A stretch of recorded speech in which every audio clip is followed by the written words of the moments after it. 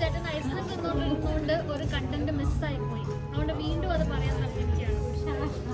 ഒന്നുകൂടെ പറയൂ. അങ്കിത കണ്ടാല് മഡോണയുടെ ലുക്കാണ്. ആണോ? അതെ. മഡോണ ഏത് മഡോണയാണ്? നമ്മുടെ ഫിലിം ആക്ട്രസ് മഡോണയാണോ? നമ്മുടെ പണ്ട് മറ്റേ മദാലസ മഡോണയാണോ? അല്ല, പഴയ പഴയ മഡോണയില്ലേ? അല്ല, US ഉണ്ടായിരുന്നു.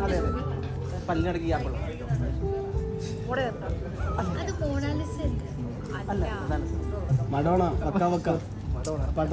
അതെ, അവരുടെ പേര് മഡോണയാണ്. മറ്റേ ഇതല്ലേ? അതല്ല, യുഎസിലുള്ള പഴയ famous Madonna. That's why that name is famous. നിങ്ങൾ ഉദ്ദേശിച്ചത് മലയാളത്തിലുള്ള മലയാളിയായ മഡോണയാണ്. അങ്കിതയ്ക്ക് മനസ്സിലായോ മഡോണ ഏതാണെന്ന് പറഞ്ഞു?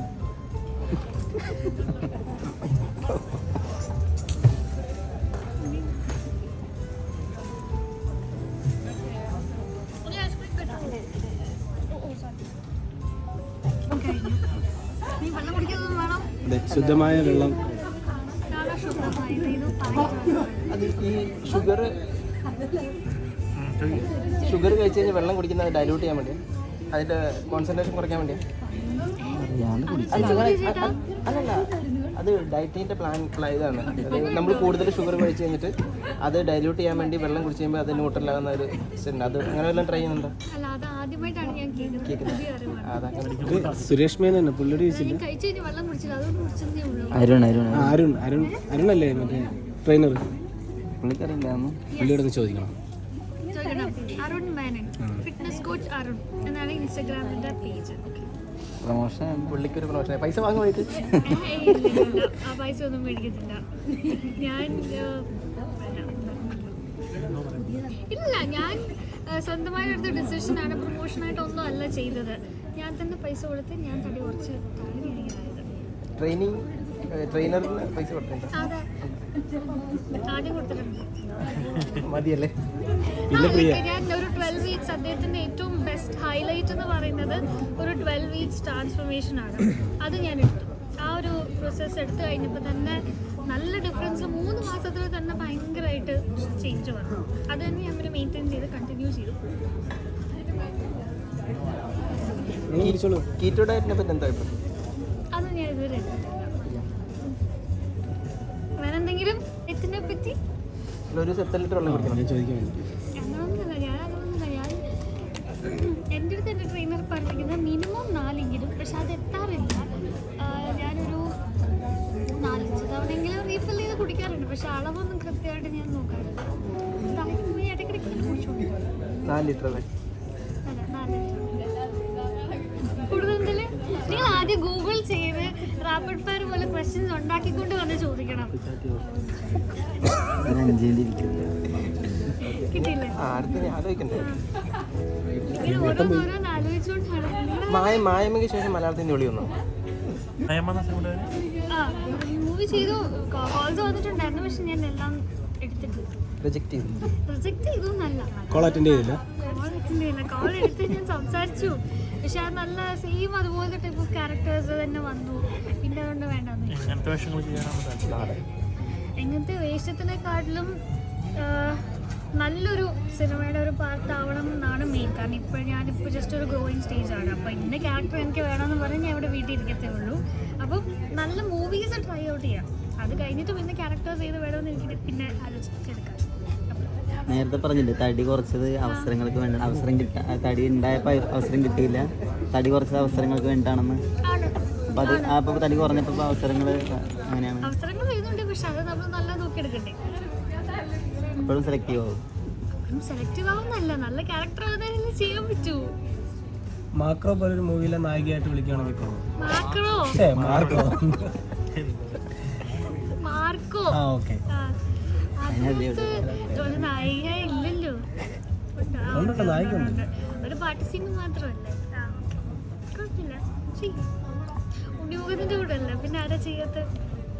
ഇഷ്ടപ്പെട്ട നടനാരാണ് കൂടെ അഭിനയിക്കാനായിട്ട്? എല്ലാവരും നമുക്ക് ക്രഷൊക്കെ ഉണ്ടാവുമല്ലോ സിനിമയിൽ, മലയാള സിനിമയിൽ അങ്ങനെ ക്രഷൊക്കെ. ഡിക്കുമാണ് ക്രഷ്.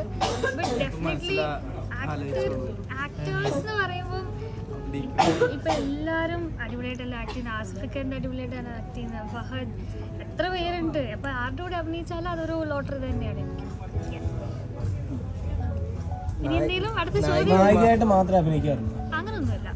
ഒരു ചെറിയ വേഷം കിട്ടില്ല അഭിനയിക്കാൻ. ചെറിയ വിഷയമല്ല, അറ്റ്ലീസ്റ്റ് നമുക്ക് അറിയപ്പെടുന്ന ഒരു നല്ല ക്യാരക്ടർ, പെർഫോം ചെയ്യാൻ പറ്റുന്ന ക്യാരക്ടേഴ്സ് കിട്ടിയാൽ ചെയ്യും. അല്ല, പഠിത്തം കഴിഞ്ഞു, MBA കഴിഞ്ഞു. എന്താ MBA പഠിച്ചത്? എന്തിനാ ഞാൻ ഇപ്പം ചോദിക്കാറുണ്ട് എന്നോട് തന്നെ. മര്യാദയ്ക്ക് നേരത്തെ ഇൻഡസ്ട്രി കയറി എന്തെങ്കിലും അഭിനയിച്ച് തുടങ്ങിയാൽ മതിയായിരുന്നു. വെറുതെ ഒരു 2.5, 3, 4 വർഷം കളഞ്ഞു വരുന്നത്. വേസ്റ്റ് ആയിട്ടൊന്നുമില്ല. MBA പഠിച്ചത് നമുക്ക് നമ്മുടെ ലൈഫ് ഹാൻഡിൽ ചെയ്യാൻ കുറച്ചുകൂടെ മാനേജ്മെന്റ് സ്കിൽസ് സ്വന്തം ലൈഫിൽ എക്സ്പീരിയൻസ് ചെയ്യാൻ പറ്റും. 3 വർഷം MBA പഠിക്കണമായിരുന്നു. 2 വർഷം പഠിക്കണമായിരുന്നു. പിന്നെ ജോലി ചെയ്തു, കൊച്ചിയിൽ ജോലി ചെയ്തു. ജോലി റിസൈൻ ചെയ്തിട്ടാണ് ഞാനിപ്പം അക്കൗണ്ടിങ് ഫിനാൻസ് ആയിരുന്നു. പിന്നെ അറിയാമായിരിക്കുമല്ലോ, എരീസ് ഫ്ലെക്സ് എന്ന കമ്പനിയിൽ വർക്ക് ചെയ്യുമായിരുന്നു. അവര് പ്രൊഡക്ഷൻ ഒക്കെ ചെയ്തു. പ്രൊഡക്ഷൻ അല്ല, ഇൻഡിവുഡ് എന്ന് പറയുന്ന ഒരു പ്രോജക്റ്റ് ഉണ്ട് ഈ ഫിലിം റിലേറ്റഡ്. അപ്പോൾ അവിടെയായിരുന്നു വർക്ക് ചെയ്യുന്നത്. കഴിഞ്ഞോ? സിബി എന്നോട് രക്ഷപ്പെടുത്തടാ.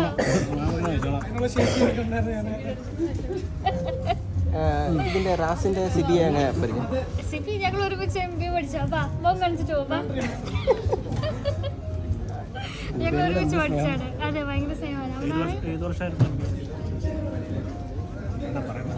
വയസ്സ് നോക്കാൻ അതന്നെ ഞാൻ ഇപ്പൊ ആലോചിക്കുന്നത്. എത്രയായിരുന്നു അവനോട്? എടാ എപ്പോഴാണ് MBA പാസ് ഔട്ട് ആയത്? 2019-18. ഇവിടെ പറ്റി പറയുകയാണെങ്കിൽ നല്ല ഒരു കലാകാരിയാണ്. എന്തൊരു പേര് പറഞ്ഞു, വളരെ പാവമായിരുന്നു ആയിരുന്നു. പക്ഷെ ഇപ്പം അല്ലെന്ന് വെച്ചാൽ ഇപ്പോഴും ആണ്. ബേസിക്കലി അല്ലെന്ന് വെച്ചാൽ ആണ്, പക്ഷെ ആണെന്ന് വെച്ചാൽ അല്ല. കണ്ടോ, ഇതാണ് സിബി. നല്ല സുഹൃത്ത്. എനിക്ക് ഓർമ്മയില്ല. അതന്നെ നമ്മുടെ ശരിക്കും പോയായിരുന്നു, ശരിക്കും പോയി. പിന്നെ ഓൺലൈനായിട്ട് ഇവിടെ സപ്ലൈ ഞാനൊക്കെ പാസ്സായി. സപ്ലൈ അടിച്ചത് എനിക്ക് കോളേജിൽ നിന്ന് പ്ലേസ്മെന്റ് കിട്ടി ഞങ്ങൾ ജോലിക്ക് പോയിരുന്നു. ഉണ്ടരുത് കഴിഞ്ഞില്ലേ? നിങ്ങൾക്ക് മതിയായില്ലേ? ഫെയിൽ ആയതുകൊണ്ടാണ് സിനിമയിലേക്ക് എനിക്ക് കംപ്ലീറ്റ് ചെയ്യാൻ പറ്റിയില്ല. കോവിഡ് ടൈമാണ് ഞാൻ സ്റ്റാർട്ട് ചെയ്തത് അഭിനയിക്കാൻ. അപ്പം നല്ല ടൈമായിരുന്നല്ലോ. ഇൻഡസ്ട്രിയിലെ വളരെ നല്ല ടൈമായിരുന്നു അത്. അതെ, അതെ, അത് നല്ല ടൈമായിരുന്നു. പടങ്ങളൊന്നും ഇല്ലാതെ. അതെ, അതുകൊണ്ടാണല്ലോ സീരിയലിൽ സ്റ്റാർട്ട് ചെയ്തത്. ഈ സീരിയലാണ് സീരിയലാണ് സ്റ്റാർട്ട് ചെയ്തത്. മഴവില്ലൊരു പ്രോജക്റ്റാണ്, പക്ഷെ അത് കോവിഡ് കാരണം നിന്നു. 2 മാസം എല്ലാവരും എനിക്ക് മനസ്സിലായി. എല്ലാവരും കൂടെ ഏജ് കാൽക്കുലേറ്റ് ചെയ്യാനാണ് ഓരോന്നും ചോദിക്കുന്നത്. പറയില്ല. 31. എല്ലാം വന്നു. ഞാൻ പറയില്ല, നിങ്ങൾ തന്നെ കണ്ടുപിടിക്കണം. ഏതായാലും വിഷയമില്ല അതൊക്കെ. അത് എന്റെ ഗൂഗിളിൽ ഓരോ ആർട്ടിക്കിളിലും ഓരോ ഏജ്, അതുകൊണ്ട് അത് കിട്ടില്ല. ഫേസ് നോക്കിയിട്ട് പറഞ്ഞു.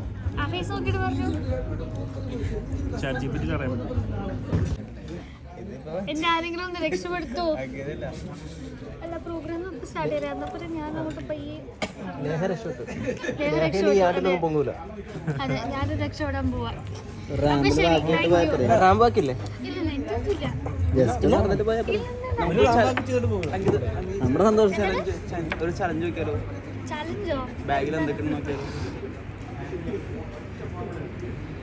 അങ്കിത ബാഗിൽ എന്താണ് സർപ്രൈസ്? എൻ്റെ ഒരു 5 മിനിറ്റ്സ് ഇട്ടിരിക്കും. 5 മിനിറ്റ്സ് ഇല്ല, പോവാ. ബാഗിനകത്ത് 2 ഫോണുണ്ട്, ലിപ്സ്റ്റിക് ഉണ്ട്, ലിപ് ലൈനർ ഉണ്ട്, കുറച്ച് ടിഷ്യൂ ഉണ്ട്. 10 രൂപയുണ്ട്. ആണോ? വേണ്ട. പിന്നെ കുറച്ച് ചില്ലറ പൈസ ഉണ്ട്. ഇത് ഞാൻ ഇടയ്ക്ക് എന്തെങ്കിലും ഫംഗ്ഷന് മാത്രം പറയാം. നിങ്ങൾക്ക് ഇതിൽ കൂടുതൽ എന്തെങ്കിലും അറിയണോ? 10 രൂപ കൊണ്ടാണോ വീട്ടിൽ നിങ്ങൾ വന്നത്? അതെ, 10 രൂപ കൊണ്ട് വന്നത്. കരയിൽ പിക്ക് ചെയ്യാനും ഡ്രോപ്പ് ചെയ്യുന്ന ആളുണ്ടല്ലോ ഇവിടെ. ഓക്കെ, അപ്പൊ ശരി. Thank you. ഒരു കാര്യം ലാസ്റ്റ്